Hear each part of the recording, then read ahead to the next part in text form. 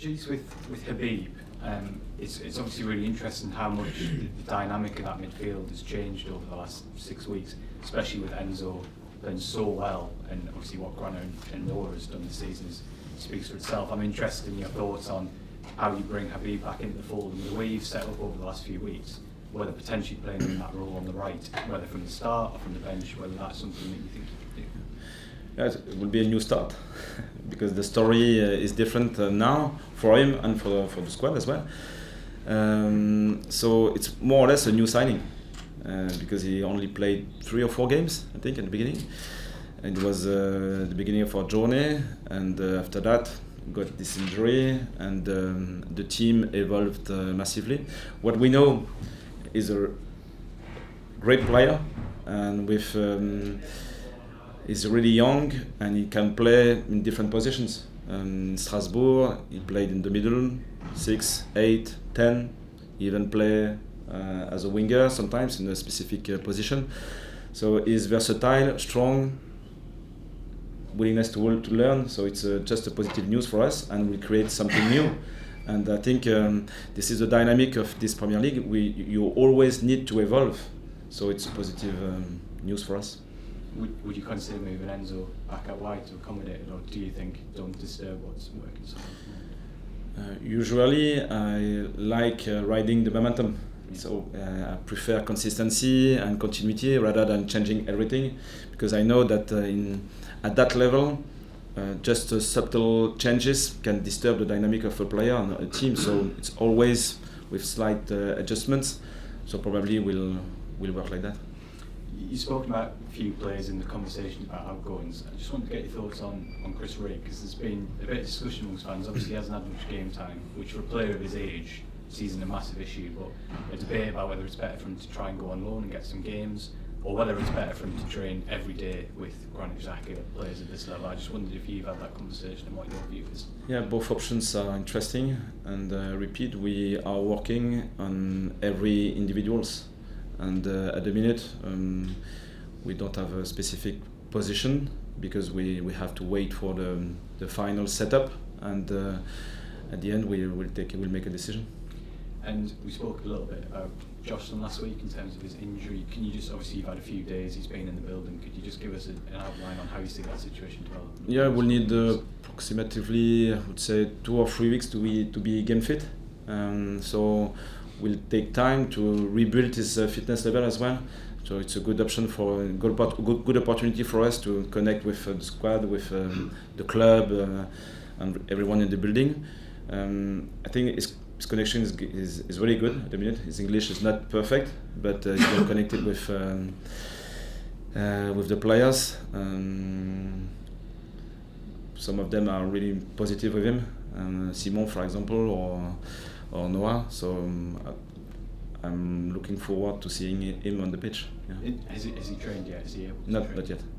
We'll wait probably 10 more days. Okay, yeah. Thank you very much. For the real. Just with Wilson, Rigg, you said you'd spoken to him and his agent quite a lot recently. I think he's only made 1 Premier League start since the end of November. Is he frustrated at that? Yes, sure, and which is I think acceptable, and it's not new in professional life. I think you have to accept good and bad periods. I think if we compare with last season, he had more or less this dynamic. Started well, then struggled a bit, and then went back at the end of the season. And so he's learning, and we are here to support him, to challenge him. So now the connection is really good, really positive, really open. So I can explain what I expect from him. He can give me feedbacks about the setup, what he finds difficult to get better, and so on. So I think this connection is really positive, even if he struggles a bit at the minute. Just one more on Joselyn. I know we asked you on Saturday, but obviously we're about a week or so down the line now. But do you see him having a role to play this season, or will you kind of treat the next few months as an opportunity just to get him settled? For Joselyn? Joselyn, yeah. I don't want to set a limit once again. If he's able to be a starter, we'll be happy. So it's a bit difficult because his background is the background of a young player, especially coming from abroad. He has a specific profile which might fit our demand, our request in this position. So we'll see. Just want to be surprised. Nick had mentioned Jonas Omlin, the goalkeeper you've been linked with. Are you looking to bring in a more senior, or perhaps another senior goalkeeper? If we have the opportunity to strengthen the group, we'll do it. I don't want to comment on individuals. Thank you. Nothing is official. Just on the point that Andy made earlier on about kind of resilience within the group coming back. I think I read a stat that Sunderland are one of the highest teams who've been in losing positions and have gone on to get points. Is that something that you and the team kind of enjoy, if that's the correct word? Kind of being under the caution, then coming back and putting in a performance, or is it something that frustrates you at times? I would like to live a comfort game. So far, it didn't happen. But it's the reality of that level, I think. On that game, this discipline is difficult because scoring goal is tough, and sometimes you can be dominant, you won't score, and on the flip side, you are not dominant, but you can score on set pieces or counter attack. I don't know. So I think what is important in this situation is to stay consistent and to avoid to be too emotional. And was one of the topic we worked on at the beginning of the season. During the training sessions, you win, you are happy. You are losing, the game is over. So we worked on this topic, and leaders are always important. The way they behave will set the tone, if I may say like that. And Granit, for example, is really positive for that, but he's not the only one. Given that, then you must have been really pleased on Saturday. It kind of went maybe a little bit unnoticed with Brian's brilliant goal at the end, but the response to equalise kind of started from the midfield with Granit playing out onto the right. Just how well worked that goal was, and for Enzo to finish, you must be delighted with that. Yeah, we scored twice in open play, so it wasn't often the case before.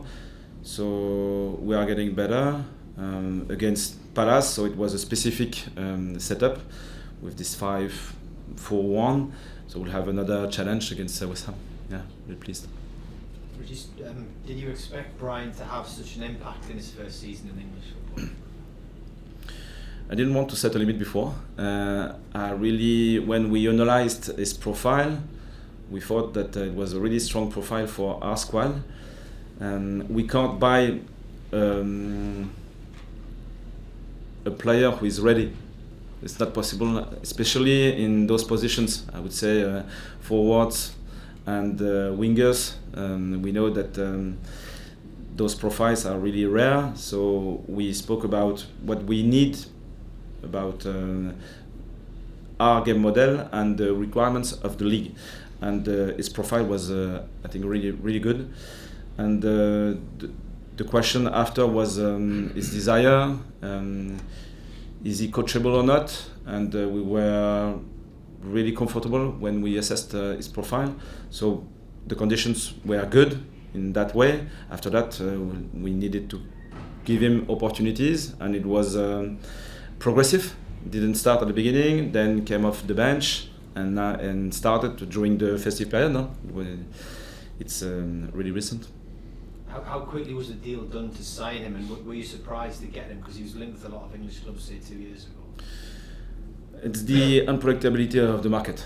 It's crazy, to be fair. When we look back at the transfer window, we might say we are always well organized. I think it's the case, but it's so unpredictable. You can go for one player, then 2 weeks later it's another one, and probably the other one sometimes is better than the first one.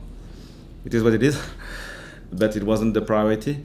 So with Brian, we had a conversation at the beginning of the market. Then Mark Guillou was connected with us.